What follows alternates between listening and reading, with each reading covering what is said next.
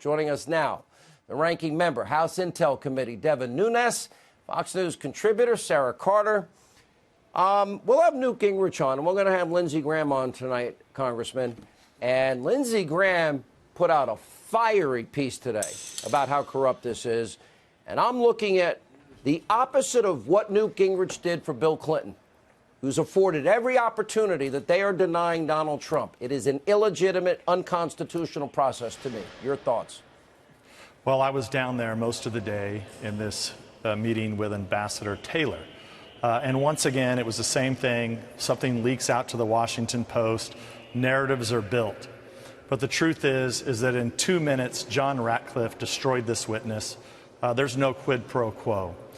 In addition, it continues to be alarming to me the lack of the understanding at the State Department by the bureaucracy there about how much the Ukrainians were involved opposing Donald Trump as a candidate. So, just the not understanding that the Democrats had paid Christopher Steele for the dossier, which he got information, according to Nellie Orr, from Ukrainians. This is really frightening that people in the State Department wouldn't have a clue, wouldn't understand why would the president send Rudy Giuliani to Ukraine? Well, perhaps because they dirtied him up.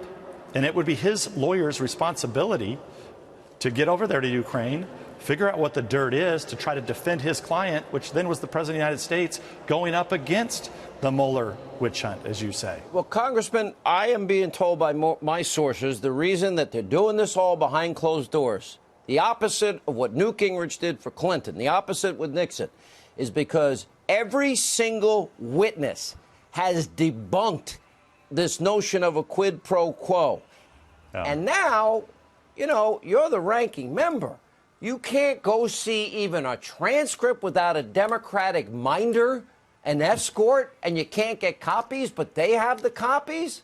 Well, I've defined it as watching a slow motion crazy train that's going into impeachment fantasy land looking for the Loch Ness Monster.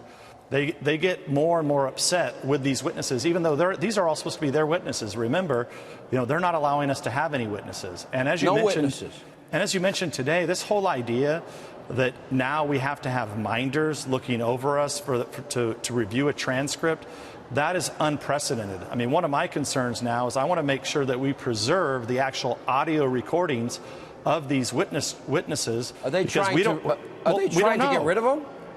Well, look, they're trying to get rid of the tapes? Tradition has been Republicans and Democrats get the tapes and get the transcripts.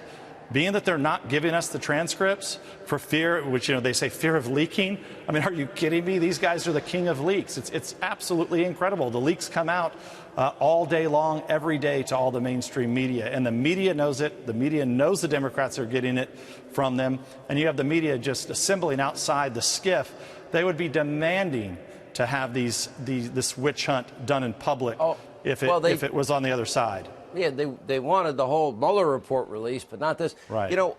We got to get to the issue, Sarah Carter, and you can report on.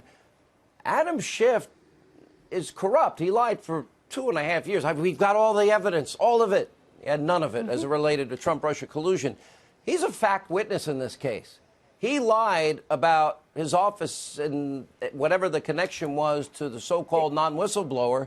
Exactly. Isn't that a conflict of interest? Isn't that corruption at a pretty high level? Now he doesn't want any questions asked of that person?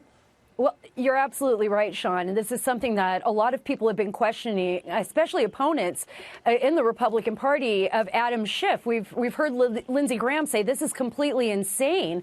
It's insanity. It's also very frightening because think about this. We have Schiff.